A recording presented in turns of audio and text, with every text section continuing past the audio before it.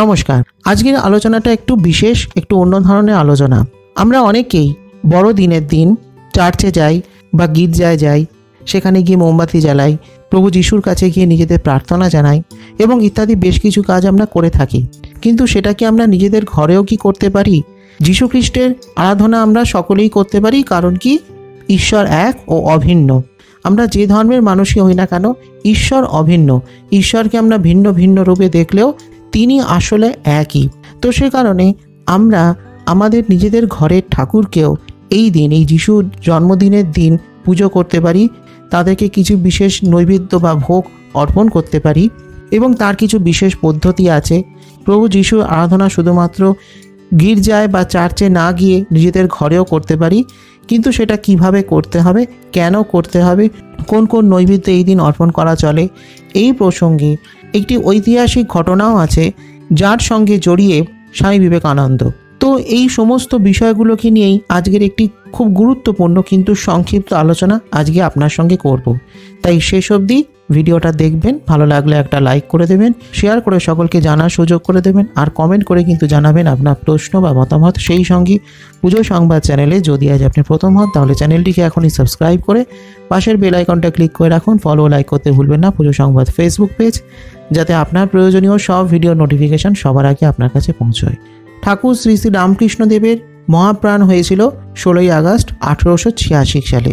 তাঁর মৃত্যুর এক সপ্তাহ পর স্বামী বিবেকানন্দ এবং তার অন্যান্য গুরু ভাইদের সঙ্গে হুগলির আটপুরে গিয়েছিলেন। সেখানে ছিলেন স্বামী প্রেমানন্দজি বা তার অপর নাম বাবুরাম মহারাজ। তো তার বাড়িতে তিনি গিয়েছিলেন তার গুরু ভাইদের সঙ্গে।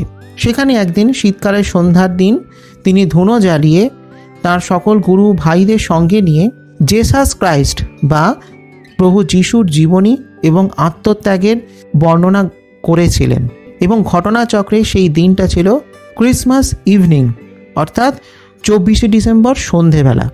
সাধারণত বড়দিন পালন করা হয় 24শে ডিসেম্বর রাত 12টায়, অর্থাৎ তখন 25শে ডিসেম্বর পড়ছে।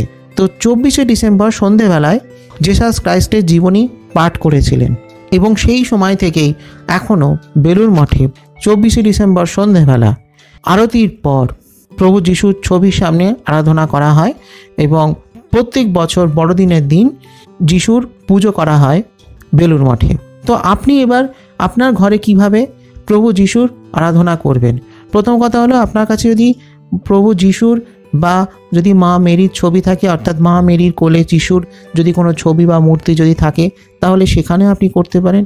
বা আপনার ঘরে যে দেবদেবী আছেন সেখানেও আপনি নারায়ণের কাছে বা শ্রী বিষ্ণুর কাছে বা মহাদেবের কাছে আপনি প্রভু যিশুর নামে ফুল দিতে পারেন বা তাকে প্রার্থনা করতে পারেন যিশুরূপে। কারণ নারায়ণ বা মহাদেব এনারাই সব, জগতের সমস্ত কিছু এনাদের থেকেই সৃষ্টি, আবার এনাতেই লীন হয়।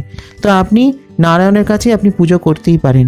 তো এই দিন আপনি ফুলমালা দিতে পারেন, সেটা সাদা রঙের ফুল হলে সব থেকে ভালো হয়, বা সাদা রঙের কোনো মালা দিতে পারেন। এছাড়া এই দিন বড়দিনের পুজোয় আপনি মোট 10টি জিনিস আপনার ঘরের ঠাকুরকে নিবেদন করতে পারেন বা দেওয়া জরুরি।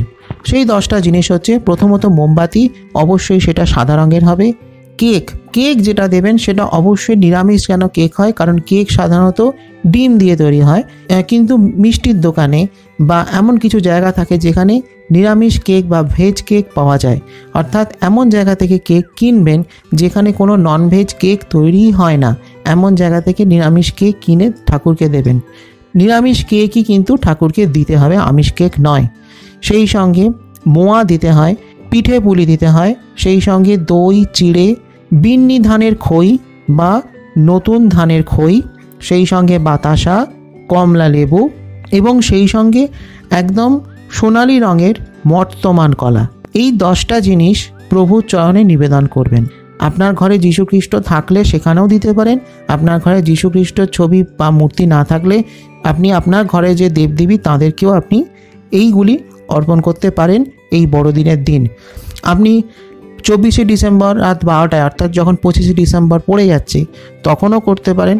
আবার পরের দিন যখন 25শে ডিসেম্বর সারাদিন থাকছে, তার মধ্যে যখন আপনি ঠাকুর পুজো করছেন, ঈশ্বরের আরাধনা করছেন, তখন আপনি এই জিনিসগুলি দিয়ে তাদের পুজো করতে পারেন। তো পুজো পদ্ধতি কি সেটা আমি অনেকগুলো ভিডিওতে দিয়েছি, যে পঞ্চদেবতার পুজো পদ্ধতি। আমার চ্যানেলের অন্যান্য ভিডিওগুলো একটু কষ্ট করে দেখে নেবেন, সেখানে কিন্তু পঞ্চদেবতার সব পুজোর মধ্যেই পঞ্চদেবতার পুজো পদ্ধতি দেওয়া থাকে। তো সেই পঞ্চদেবতাকে আগে পুজো করে নেবেন সঠিক নিয়মে, এবং মোমবাতি ব্যতীত এই সমস্ত নৈবেদ্য যখন আপনি দেবেন তখন অবশ্যই তার মধ্যে যেন তুলসী পাতা দেওয়া থাকে, এবং যে পানীয় জলটি দেবেন তার মধ্যেও যেন তুলসী পাতা দেওয়া থাকে। তো পানীয় জল যখন নিবেদন করবেন তখন তার মন্ত্র হলো এতৎ পানীয় জলং সর্বদেবেভ্যো সর্বদেবীভ্যো নমঃ। যখন মোমবাতি নিবেদন করবেন তখন বলবেন এতৎ দীপং সর্বদেবেভ্যো সর্বদেবীভ্যো নমঃ। তারপর যখন এই মোয়া, পিঠে পুলি, দই, বাতাসা এগুলো যখন দেবেন তখন বলবেন এতৎ মিষ্টান্ন সর্বদেবেভ্যো সর্বদেবীভ্যো নমঃ। চিড়ে খই যখন নিবেদন করবেন তখন বলবেন এতৎ চিবিটক সর্বদেবেভ্যো সর্বদেবীভ্যো নমঃ।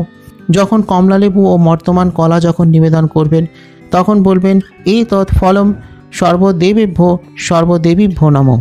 তো এই হলো সাধারণ পুজো পদ্ধতি, এবং অতি সাধারণ নিয়মে সাধারণ মন্ত্রোচ্চারণ সহকারে আপনি বড়দিনের দিন ঠাকুরের পুজো করতে পারেন আপনার বাড়িতে বসে, আপনার ঘরে বসেই।